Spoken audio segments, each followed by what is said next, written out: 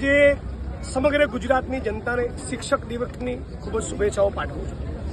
આજે ગાંધીનગરમાં મારી સાથે તમે જોઈ રહ્યા છો કે ટેટ ટાટ પાસ કરનારા તમામ શિક્ષક મિત્રો એક જ માંગણી લઈને ઉભા છે કે 25-30 વર્ષથી ગુજરાતમાં એક ધારું ભારતીય જનતા પાર્ટીનું શાસન અને ફિક્સ પગાર આઉટસોર્સિંગ કોન્ટ્રાક્ટમાં ભયંકર શોષણ કર્યું।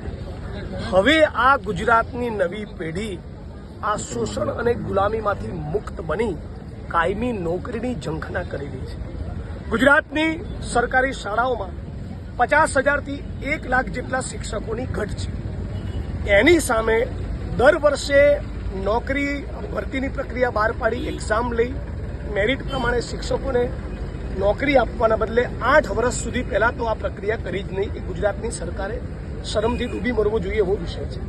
પણ જ્યારે 60,000 જેટલા શિક્ષક મિત્રોએ ટેટ ટાટની પરીક્ષા પાસ કરી સામે 1 લાખ જેટલા શિક્ષકોની ઘટ છે તો નવી પરીક્ષાનો ઠંઠો લાવવાના બદલે જે 60,000 લોકો એક્ઝામ પાસ કરી એને કાલે સવારે નોકરી ભેગા કરો અને જ્ઞાન સહાયક રદ કરીને બધાને 50,000 લાખ રૂપિયા કમાતા થાય એવું કરો।